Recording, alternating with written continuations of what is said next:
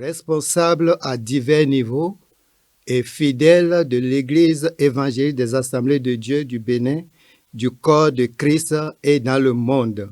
Bien-aimés dans le Seigneur, chers compatriotes, à l'aube de cette nouvelle année 2025, je rends gloire à Dieu, notre Créateur et Sauveur, pour le souffle de vie qu'il nous accorde et pour sa fidélité envers notre nation.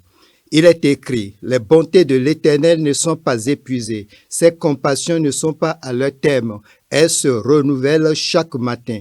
Oh, que ta fidélité est grande, tiré de Lamentation, chapitre 3, les versets 22 et 23.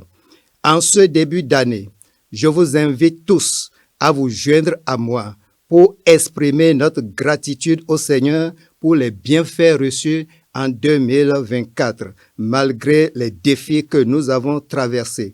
Je vous exhorte également à persévérer dans la prière, car la prière fervente du juste a une grande efficacité. Jacques chapitre 5, le verset 16.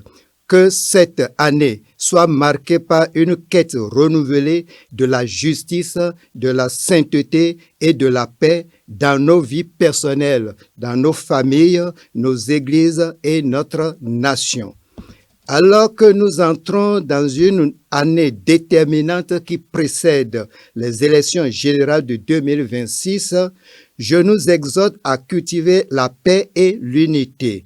Souvenons-nous des paroles de Jésus. Heureux ceux qui procurent la paix, car ils seront appelés fils de Dieu. Matthieu chapitre 5, le verset 9. Que chaque Béninois et chaque Béninoise, quelle que soit leur appartenance politique, religieuse ou sociale, s'engage à préserver la cohésion nationale. Je tiens à adresser mes salutations et mes vœux les meilleurs au président de la République, son Excellence, M. Patrice Talon, à son gouvernement et à toutes les autorités politico-administratives de notre pays. La parole de Dieu nous rappelle que nous devons prier pour ceux qui nous gouvernent. J'exhorte donc avant toute chose à faire des prières, des supplications, des requêtes, des actions de grâce pour tous les hommes, pour les rois et pour tous ceux qui sont élevés en dignité, afin que nous menions une vie paisible et tranquille en toute piété et honnêteté, tiré de 1 Timothée chapitre 2, les versets 1 et 2. Enfin, je nous invite à marcher dans l'espérance et dans la foi, car l'Éternel est celui qui marche devant toi. Il sera lui-même avec toi. Il ne te délaissera pas. Il ne t'abandonnera pas. Ne crains point et ne t'effraie point. Deutéronome chapitre 31, le verset 8.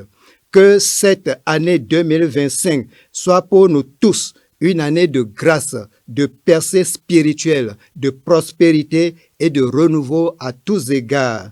Que le Seigneur bénisse le Bénin et qu'il fasse de notre nation un modèle de paix et de justice dans le monde entier. Bonne et heureuse année 2025 avec mes salutations fraternelles en Christ.